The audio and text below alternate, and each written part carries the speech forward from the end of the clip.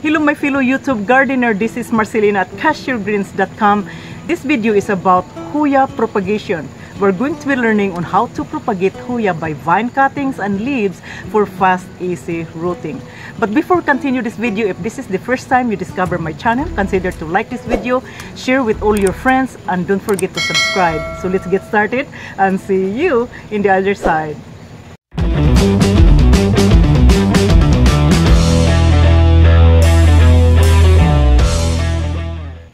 There may be questions that you would like to ask and you want some answers. A question like, how do you propagate Hoya? How long for the cuttings to begin to root? And what type of methods should I use to speed up the rooting process? You heard that, guys? Dog and bird. You heard that? This dog has been barking since early this morning, and now it's already 6 o'clock in the evening. Still barking. You heard that? My neighbor here has dog, and I think most of them has. I'm the only one doesn't have dog. I love dog, but if it barks like that all the time, constantly, it will drive me nuts. I love dog, but I just want the dog. It's okay to bark, but barking all the time, I'd make me crazy. Alright, so let's get back to our, I hope the dog will stop barking so you guys can hear me. So let's get back to the materials here, and stay with me till to the end, guys, because I'm going to cover, I have a lot of information that I will be covering in here, and also before the end of this video, we are going to show some results. So we propagate this one first, and then we will see the end result of our propagation. Okay, so Hoya is easy to propagate. You can propagate them by seeds, and also you can propagate them by stem cuttings or vine cuttings and leaves. So we're going to do the propagation by stem cuttings and leaves on this video. And if you are going to germinate seeds, you can germinate the seeds, but it might challenge you because seeds germination of Hoya is sometimes you don't have success in germinating the seeds. And I would consider to just stick with the cuttings of the vine and also the leaves. Now I have here, I already cut the leaves in here to save time, but I'm going to show you again on how to take the cuttings. So like here, this is the leaves. You just cut the leaves down all the way down to the base. See that, the base in here? So cut in that area like what you see here. I already have the chronics in here. Now I have few collection in here, guys, and I'm excited. I have another Hoya coming. I just found this online, and it's a beautiful Hoya. It's called like Hoya australialis. I'm not really sure. I have to get back again. And so far I have 3 collection in here. I have the Hoya carnosa, Hoya crimson, and the other Hoya. So there's so many Hoyas. There are more than 100 species of Hoya, but if I can collect 10, I would be happy. So again, you use the clonic gel, but always, before I forget, always use the hygiene, guys. Always spray your pruners. Make sure that it is clean before you take cutting. So with the clonics, I always use this product, and I always share it to you because this is the product that you are more likely to have a higher percentage rate in rooting the cuttings. Oh my gosh, I can't speak, guys. I just can't speak. All right. So what you need is just a little bit of gel in here. Okay, so just a little bit. So if I'm mumbling in here, guys, I hope you understand me. Just bear with me. All right, I will do my best in here.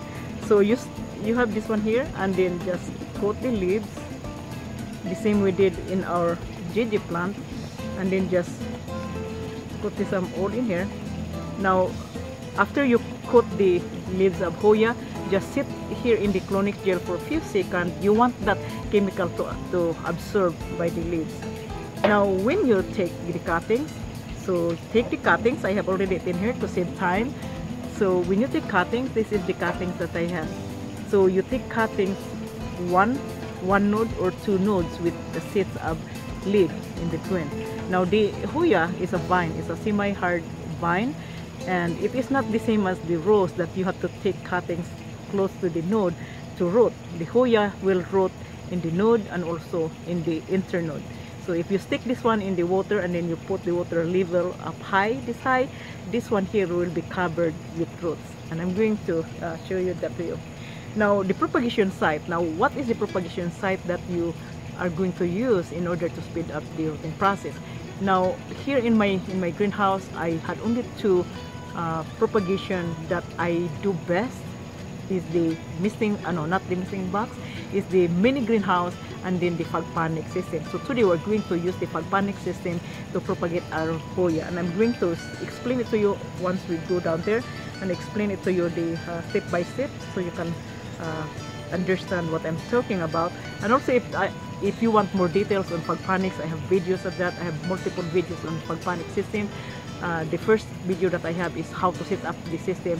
Watch that video. It is an informative video. There is a lot of materials I put on that video for you guys, so you can learn from that video. So okay, let's go to the greenhouse.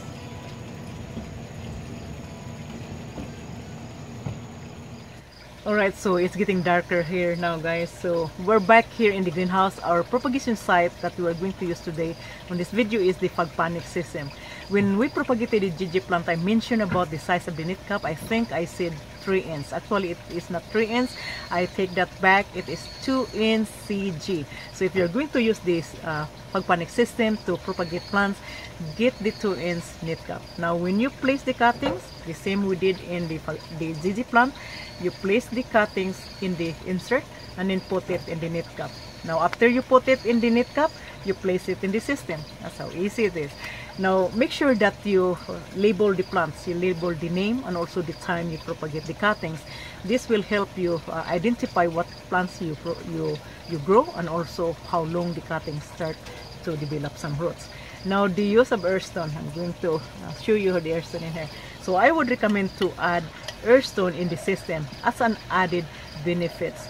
As you can see that it's bubbling. So the bubble here contains oxygen. The tiny bubbles has lots of oxygen in there. Now you need your reservoir to keep that level of air and water. Now when you propagate the new cuttings like this one here, I'm going to show you. When you propagate the new cuttings, there is no root developed yet. So it would not be much of an important to have that earthstone. But you still need earthstone to circulate the water. You want that water moving instead of being there and get stagnant. So the movement of the water is also benefits for your propagation. Now once they establish root, I will show you here. I have coleus in here, guys, that is rooting. So once the roots start to develop, then the oxygen that the earthstone that you put it in here, creating that oxygen, helps this root to breathe. So you want that oxygen level so they can breathe, and then they can grow and increase more production of the root. Have you heard that, guys? My partner is building another raised bed, so I built this sub-irrigated planter.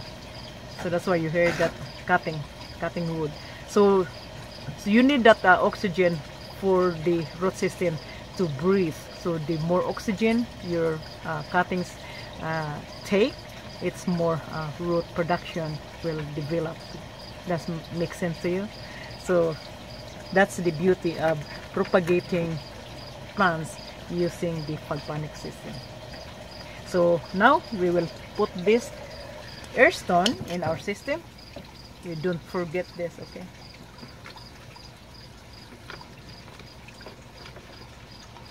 Okay, now it's in our system.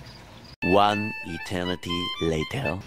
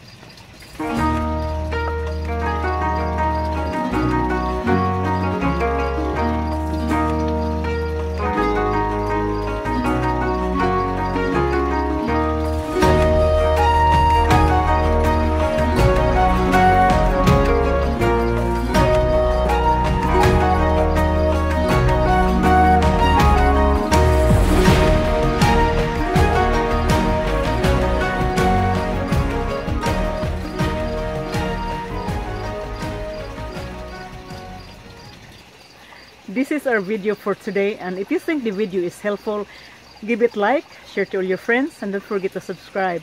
And if you have any question, just write your comments below. And thank you for watching. See you next week. Bye-bye.